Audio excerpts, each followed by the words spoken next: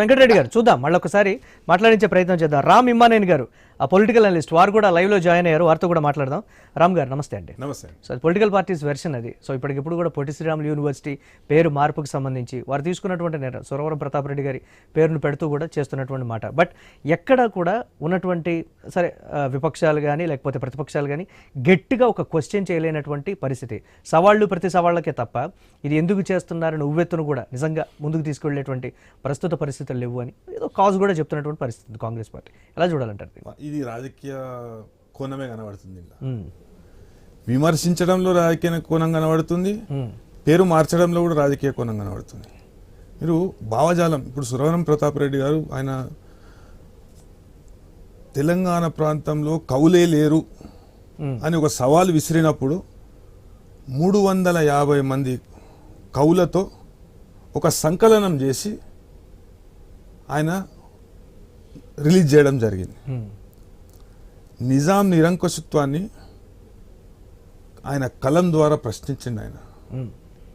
ఆయన భావజాలాన్ని భావితరాలకు మనం అందజేయాలంటే ఆయన జీవితం ఒక పాఠ్యాంశంగా చేర్చవచ్చు. పేరు మార్పు ద్వారానే ఆయన గురించి తెలుసుకోవడం జరుగుతుంది, భావితరాలు తెలుసుకోవడం. ఇప్పుడు చాలామందికి సాయుధ పోరాటంలో జరిగిన చాలా విషయాలు తెలియవు. Janardhan Reddy versus state of Hyderabad అనే ఒక కేసులో 12 మంది ఉరికంబం ఎక్కబోతుండగా అంతర్జాతీయంగా ఒక పెద్ద ఇష్యూ అయింది. ఆ కేసునే తెలంగాణ 12 అంటారు. అట్లాంటివి మీరు పాఠ్యాంశాలలో చేర్చండి. కేవలము ఆంధ్ర మూలాలు ఉన్నాయి కాబట్టి మేము పేరు చేస్తామంటే మరి రోషయ్య గారి పేరు పెడతా అని ప్రతిపాదన చేసిరు. ఆయన ఆంధ్ర ప్రాంతానికి చెందిన వ్యక్తే కదా. మరి ఆడేమో మీరు రోషయ్య గారి పేరు, ఆయన కేవలం రాజకీయ ప్రాతిపదికన. ఆయన కాంగ్రెస్ పార్టీకి చెందిన ఒక ముఖ్యమంత్రి, గత ముఖ్యమంత్రి కాబట్టి, మాజీ ముఖ్యమంత్రి కాబట్టి ఆయన పేరు పెడతారు. ఇప్పుడు అన్నట్టు కొన్ని వందల టర్మినల్ 59 ఊర్లు ఉన్నాయట ఔరంగాబాద్ అని. ఓకే, ఎందుకంటే మనకు ఔరంగజేబ్ పేరు పెట్టింది ఎవరండి? గతంలో ఉన్న ప్రభుత్వాలే కదా, ఇదే కాంగ్రెస్ ప్రభుత్వమే కదా. మరి దాన్ని ఏమంటారు? ఏ ప్రతిపాదికన ఈ పేరు అనేది మార్పు చేస్తుండ్రు? భావజాలమా, అస్తిత్వమా? అస్తిత్వం అంటే పాఠ్యాంశంగా పెట్టండి. ఎంతో మంది పిల్లలు చదువుకుంటారు. పిల్లలకు తెలుగు అకాడమీలో ఉండొచ్చు, మొదటి నుండి నేర్పియండి.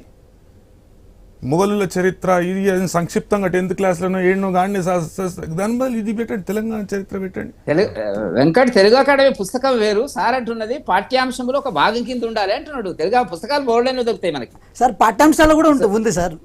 ఎగ్జాక్ట్ గా క్లాస్ తెలియదు కానీ అంటే నేను కాంపిటేటివ్ ప్రిపేర్ అయ్యేటప్పుడు సురవరం ప్రతాప్ రెడ్డి గారి గురించి, కాళోజీ నారాయణరావు గురించి, వాళ్ళ కవితల గురించి మేము చదివేటప్పుడు ఇవన్నీ చూస్తాం సార్. ఎందుకంటే ఉస్మాన్ యూనివర్సిటీలో మాకు మా లైబ్రరీలో దొరికే ప్రధానమైన పుస్తకాలు ఇవి. అయితే సార్ చెప్పిన లెక్క ప్రకారం ఒక విషయం అంటే, సార్ చెప్పిన లెక్క ప్రకారం పాఠ్య పుస్తకాలు ఇంకా బలంగా వారి యొక్క ఆశయాలు, వారి యొక్క ఆలోచనలు, వారి యొక్క కవితలు, వాళ్ళ యొక్క అంశాలు ఏదైతే ఉన్నాయో. వెంకట గారు ఇంకో ప్రతిపాదన కూడా ఏంటంటే, కావాలి అని అంటే రాబోయే రోజుల్లో ఒక కొత్త యూనివర్సిటీస్ కూడా ప్రతిపాదన ఉంది కాబట్టి ఏదో ఒక కొత్త యూనివర్సిటీ పెట్టి దానికి ఇంకా పెడితే బాగుంటుంది కదా, పాత మూలాల్ని ఎందుకు తుడిపేయటం అనేటువంటి మరొక ఇది ఉంది. ఆ కోణంలో చూడకూడదు అనలిస్టులు కూడా. ఒక్క సెకండ్ సార్, ఇప్పుడు ఇంకొకటి సాంకేతిక అంశాలు లేవనెత్తారు. ఇప్పుడు యూనివర్సిటీ మార్చిందంటే మార్పు సర్టిఫికేట్లు కూడా మారవాలి, కొత్త ముద్రణ చేయాలి. గతంలో చదువుకున్న వాళ్ళకి కొద్దిగా ఇబ్బంది ఎదురవుతుంది. అట్లా కాకుండా మీరు చెప్పినట్టు కొత్త యూనివర్సిటీలు కానీ కొత్త సంస్థలు కానీ ఇవన్నీ ఉంటే ఈ మహానుభావుల పేర్లు, మహనీయుల పేర్లు పెట్టచ్చు. సార్ ఒక్క మాట, sorry for the interruption. Venkatareddy garu కూడా నాకు తెలిసి, వెంకటరెడ్డి గారు కానీ శ్రీనివాసరావు గారు సార్ కానీ వీళ్ళందరూ ఉస్మాన్ యూనివర్సిటీలో చదివినట్టున్నారు. వాళ్ళందరూ సర్టిఫికేట్ మారాలి, నా సర్టిఫికేట్ మారాలి, కిషన్ రెడ్డి గారి సర్టిఫికేట్ మారాలి సార్. మీరు కూడా అక్కడ ఉస్మాన్ యూనివర్సిటీ అప్లికేషన్ ఉంటుంది కాబట్టి అవన్నీ మారుతారు సార్. విషయం ఏంటంటే సార్, మంచి అంటే మంచి, చెడంటే చెడు. ఇప్పుడు మేము కూడా గుజరాత్లో ఉన్న అహ్మదాబాద్ పేరు మార్చాలని వితండవాదం మేము చేయం సార్. మాకు ఎందుకంటే దానివల్ల ఏదో ఉరుకుతుందని మేము అన్నాం. కానీ ఇక్కడ ఒక ఉద్దేశం ఉంది. ఏది? సురవరం ప్రతాప్ రెడ్డి గారిని గుర్తు పెట్టుకోవడానికి వారి యొక్క, ఇప్పుడు కాళోజీ నారాయణరావు గారిని గుర్తు పెట్టుకున్నాం. ఆ రోజు మేమే రాజకీయాలు చేయలే, అది బీఆర్ఎస్ పార్టీ తీసుకున్న ఇనిషియేటివ్. కొండ లక్ష్మణ్ బాపూజీ గారి పేరు, అదేవిధంగా ప్రొఫెసర్ జయశంకర్ గారి పేరు. చెప్పండి సార్, ఒక మాట చెప్పండి సార్.